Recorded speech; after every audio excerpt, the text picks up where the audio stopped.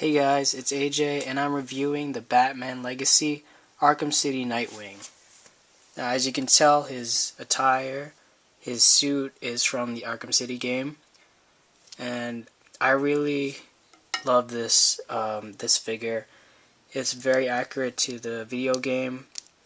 One thing I will say though, his face is pretty long compared to what I remember in the game. It makes him kind of look like Waldo. I don't know how best to say it, but his chin is a bit large.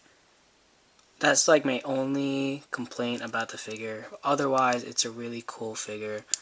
What I love is the accuracy, obviously, and these little screws that he has for his suit. They really went intricate with this figure.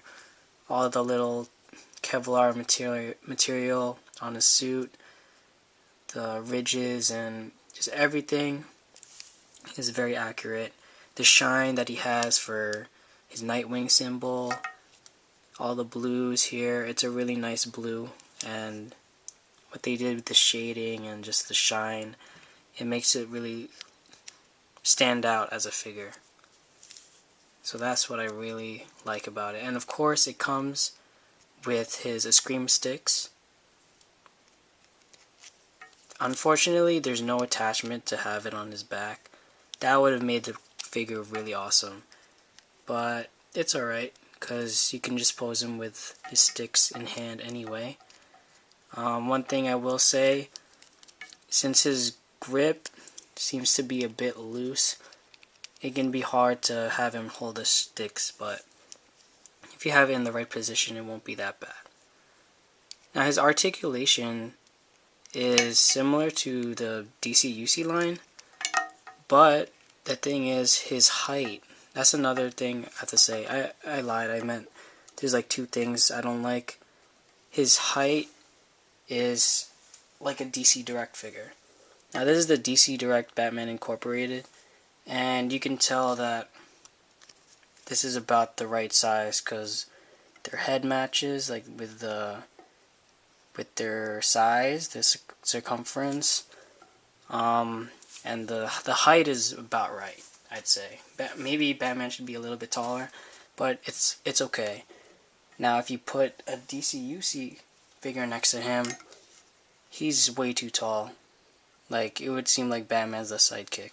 So, like, if you could tell with the head size, it's a lot bigger. So that's what's weird about this line of toys, the Batman Legacy line. It doesn't match with the DC-UC figures in the way that it's taller, but the articulation is basically the same. Now let me get to the articulation. His head moves side to side very well.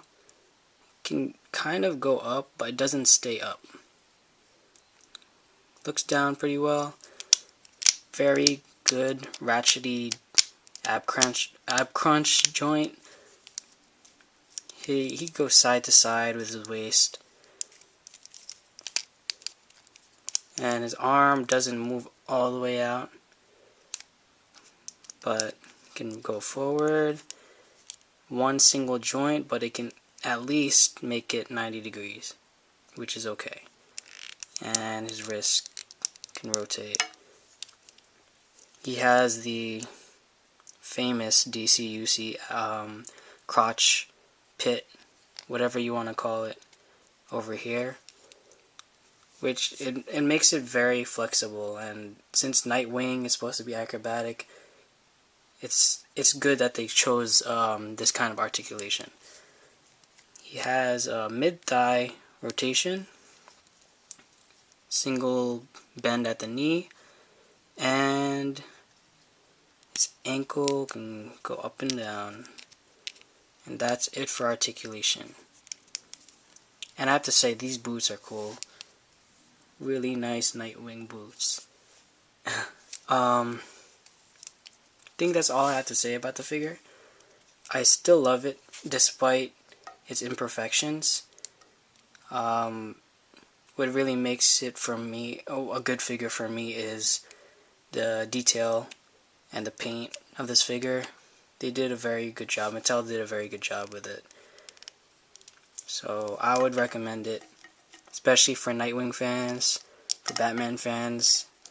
It's one of those really cool Nightwing figures that you want to get. So that's it for my review. Please subscribe and all of that stuff. Take it easy.